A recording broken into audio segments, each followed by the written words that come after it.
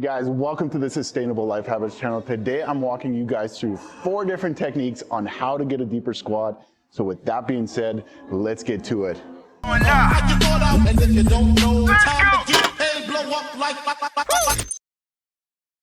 So today we're going through 4 different techniques on how to get a deeper squat. Our first one is going to be our 90-90. So let's hop down. We're on the turf here. We're going to pop our shoes off. We're going to get down on the turf. Now this is a priming exercise. This costs no money. There's nothing that we need. You can be doing your 90-90s anywhere, anytime. I highly recommend them. So what we're looking to do is we got a 90-degree bend this way. We got a 90-degree bend this way. And we don't want to be on an angle like this. We want to be nice and straight, as straight up as possible. We're going to take that hand right at our side. We're going to flip it back. And all we're going to do is we're going to put our hand on the chest, making sure we're pivoting right at the hips. And we're going to bring that chest right down to that leg, and we're going to hold it. Now I can feel this pulling right here. This is going to be opening up our range of motion, which is why it's a priming exercise. We're going to hold that for about 10 seconds. We're going to let it go. We're going to do it one more time. We're going to hold it 10 seconds.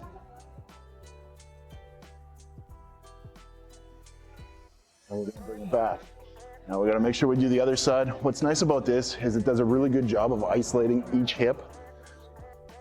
So we're going to take that hand, put it right close to the side of us, flip the hand backwards, other hand on the chest, and bring it down to that leg. Hold it. Now a lot of us have one hip that's tighter. It's very common that we'll have one tighter hip than the other. I can feel it. This one is pretty tight. Holding it for 10 seconds. Bring it back up. One more time. Hold it. You're going to feel that stretch. You can feel it opening up that range of motion. And coming back. All right. So there's our 90-90s. Now let's hop to our cage and we're going to go do some ankle stretches. All right, so now we're going to be priming our ankles as well. So that's why we want to get a deeper range of motion or open up the range of motion in our hips. We've done that already. Our next option that we're going to do is we're going to be opening up that range of motion in our ankles. Now, a lot of times our ankles or our hips are what hold us back from getting that deep squat. So that's why we're going to open them up. So all you're going to do is you're going to go right to your squat rack. You're going to place that heel. Now, the big thing with this is we want to keep it nice and straight. So keep that leg nice and straight right here. And see, we're pushing the heel right towards that bar. We got the toe up. And all we're looking to do is we want to pull the hips closer to the bar right here. So you can see we're pulling right at the hips. A lot of times I see where people are bringing it like this. What we want is lock that knee, keep it nice and straight, and bring the hips closer to the bar. Now I can feel this pulling right in my calf. So really opening up the range of motion. So again, you want to do a couple of these. Hold them for roughly 10 seconds apiece. So what we're doing to line up again is bring that heel nice and close. We're leaning back. And hand right on the bar. And again, the knee stays locked. Bring those hips close to the cage. Hold it for about 10 seconds.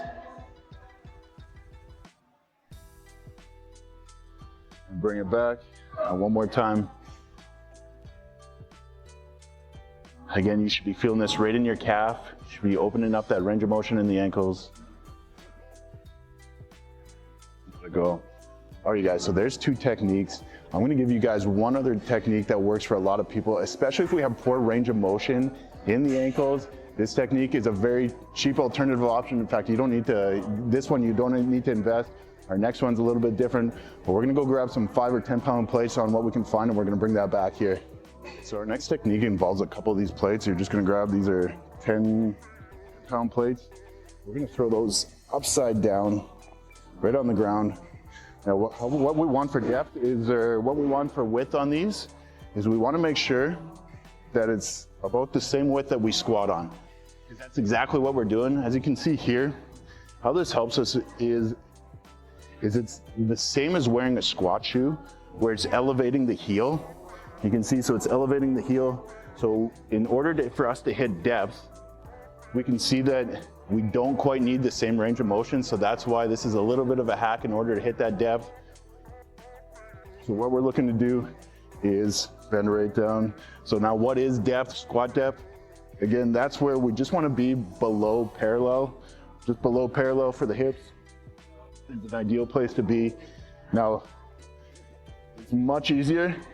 You can see in this where the hips sit a little bit higher. As soon as we get on these plates and do that same squat, you can see just how much easier it is to hit that depth.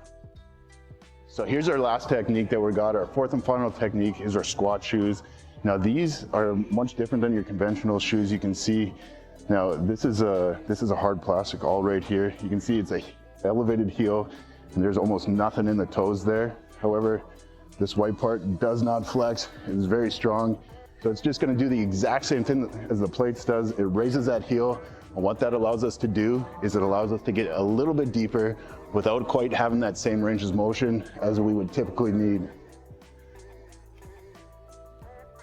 All right, you guys, with all that being said, I hope these techniques help. Let me know down in the comments below and we'll catch you guys at the next one.